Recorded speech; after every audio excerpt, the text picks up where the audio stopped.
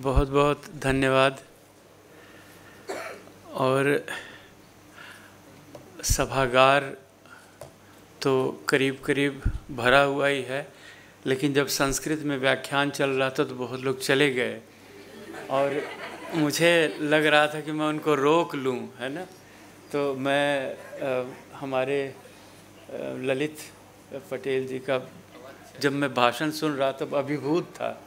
ऐसा नहीं कि मुझे संस्कृत समझ पूरी आ रही थी, लेकिन मुझे वो सब कुछ याद आ रहा था जो हमारे संस्कृत के अध्यापक पढ़ा रहे थे, और हम लोग वो ग्रामर भी सीख रहे थे साथ में, और शब्दों का जिस तरह से प्रवाह चल रहा था अपने आप में अद्भुत था।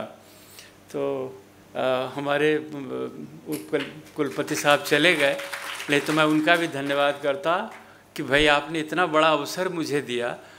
और उससे बड़ा जो राठवा साहब ने मुझे कल एक क्या उसे कहते हैं कि भगवान बुद्ध की प्रति मुझे उन्होंने पूरी तरह से उन्मुख कर दिया जब उन्होंने कहा कि कल आपको मुख्य अतिथि बनाया जा रहा है, क्योंकि हमारे जो मेरे ख्याल जड्डपाल जी नहीं, वो नहीं आ रहे, विरूपाक्ष जी।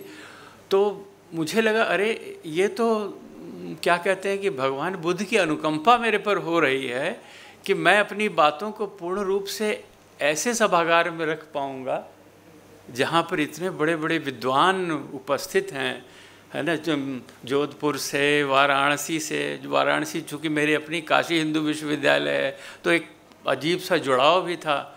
और आप सब अभी मैं अभिभूत था, नंदी, तपस्वी नंदी और हेमराज जी, हमारे ऐसे बड़े बड़े उद्भट विद्वान हमारे सभागार में हैं।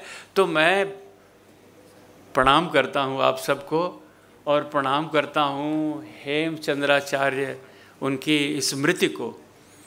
उनके बारे में मुझे कल इन्होंने वो व्हाट्सएप पर भेजा, मैं पढ़ा, बहुत बहुत कुछ चीज़ें जानकारी हुई। तो विद्वान अपने आप में इतने उद्भट विद्वान हैं। उनका काव्यानुशासन के बारे में भी मैंने इतना अच्छा शोध प्रबंध सुना, तो मेरे मन में बहुत सारी भावनाएं हैं। मैं आपको एक साथ व्यक्त नहीं कर पा रहा हूँ। राठवा साहब से मैंने कहा कि 5 लाख रुपए तो मैं भी मन में जुटा रहा हूँ कि मैं भी इस तरह से दूंगा और विद्यार्थियों को प्रोत्साहित करूँगा कि उत्तर गुजरात जो है वो भारतवर्ष में एक बहुत ही बड़ा काम होने जा रहा है।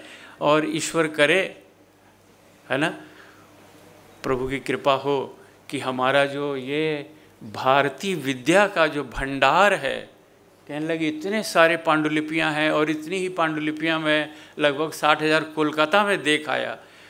तो हमारे पास इतना बड़ा भंडार है रखा हुआ, और हम लोग कुछ कर नहीं पा रहे हैं। एक तरह से ये मतलब अपने आप में मुझे शर्म भी महसूस हो रही थी, क्योंकि जब अमेरिका टिबेटोलॉजी बना सकता है, तिब्बत के ग्रंथों को ला करके वहाँ इतना शोध कार्य करवा सकता है विद्वानों द्वारा, ताकि ऐसी कोई चीज़ मिले जिसका हम व्यवसाय कर सकें।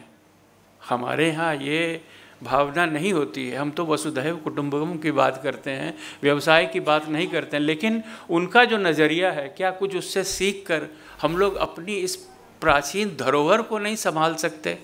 हमारे 60-70 विद्वान इस पे काम करें सारी पांडुलिपियों पर, आखिर क्या है हमें पता तो लगे। हम कई बार विमान शास्त्र की बात जब आती है कि विमान शास्त्र थे हमारे यहाँ, और इतने क्या कहते हैं आणविक अस्त्र भी थे, इत्यादि इत्यादि, तो हम एक बार मालूम तो करें कि क्या क्या उसमें छुपा हुआ है। जैसे दिलीप भाई ने बताया कि भाई पुराना जो पाली का ग्रंथ था जातक, उसमें से मैंने कुछ ऐसा खोज लिया और आज उसे नई टर्मिनोलॉजी में प्रस्तुत करूँगा आपके सामने कि वो है क्या चीज़।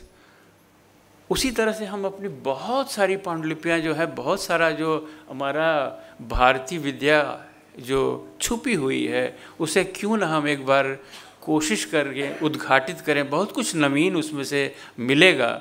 और शास्ता जो भगवान बुद्ध जिनकी जातक कथाओं में बार बार आती है बात, वो शास्ता के रूप में हमारे सामने है।